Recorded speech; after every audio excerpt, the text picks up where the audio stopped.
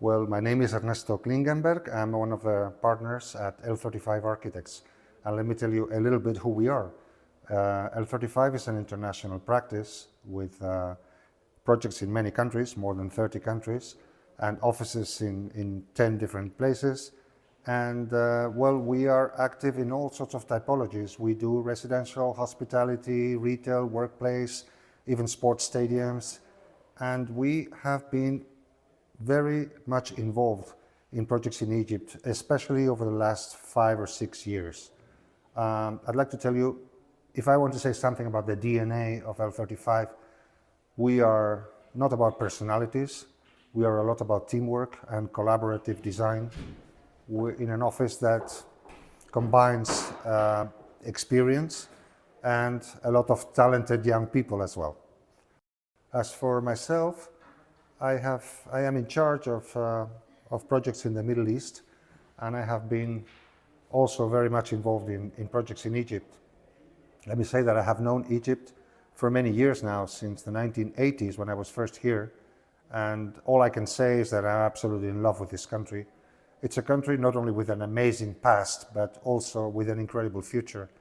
And I think that I value the most the people in Egypt, their warmth, their generosity, and their talent as well. You have a lot of young people, well educated, that basically Egypt has been exporting brain power to the region for a number of decades, and this is no coincidence. We began working in Bayou in 2022, in the phase 1, which was a compound with about 35,000 square meters of land.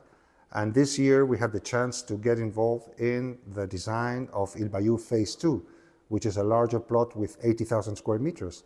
So all in all, this is a large critical mass of 12.5 hectares, which already creates a sense of destination and character. Our aim has been to design an integrated community with outstanding recreational and landscaping values. I would say in one word, a smart, user-friendly and sustainable environment.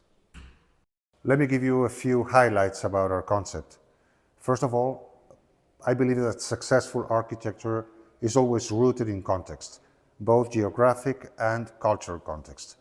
In this case, we are on the coast of the Red Sea, and the Red Sea is a combination of sky, water, the amazing color of the sea, and nature. So I think that the connection with nature, with green and water, is certainly the most important design driver in this project. The second design driver for us is to create a sense of community, to also inject a sense of human scale into this community. We have 290 homes in Bayou phase 2, and this can become a bit overwhelming.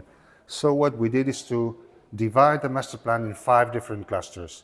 Each of these clusters is composed by a smaller number of villas, all of them organized around a central green common garden with green and water, and every home is very directly connected with this garden. As for architecture, the language of our architecture is simple, it's bold, and yet it is sophisticated in its detail, avoiding a sense of excessive repetition. This is injecting a sense of visual variety in the project, where we have twin villas, we have townhomes, we have chalets, and the idea is that wherever your home is, you will not feel just one piece of a huge serial number of homes, but your home will be unique and individual. I think that visual variety is another important element of the design. And finally, there is also the connectivity between different areas of the project through pedestrian pathways, but very importantly, the integration of phase 1 and phase 2. We have an important pedestrian axis running north-south, which is a pleasant promenade through green and water, and this is connecting 2 main areas of amenities in phase 1 and in phase 2. So I'll have a little say about approach to sustainability. Obviously our buildings, well, I would say first of all that any architect today, we have a social responsibility towards thinking green and towards respect for our planet. This is of course a must.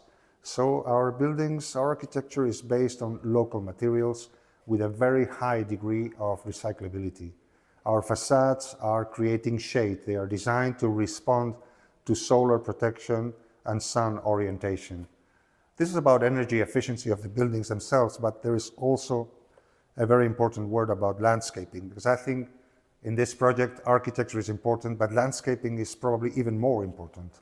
And the landscaping here is based on a planting palette, which is relying on local species, local trees and local shrubs that will survive in an environment of intelligent use of water resources.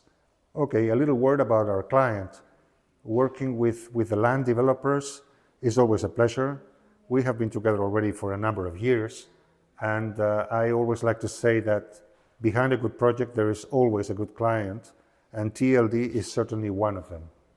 They have been responsive to our ideas, always ready to dialogue and to contribute with their own ideas towards the quality of the project. It is important to say that quality is always in the back of their minds. It's always their top priority, and this is very good for an architect. So in this sense, I'd like to thank Omar El Tayebi for his leadership, and I also would like to thank Karim Tarek and his team for their enthusiasm and for their energy that has been supporting us throughout the project in order to make Il Bayou a great success. Shukran.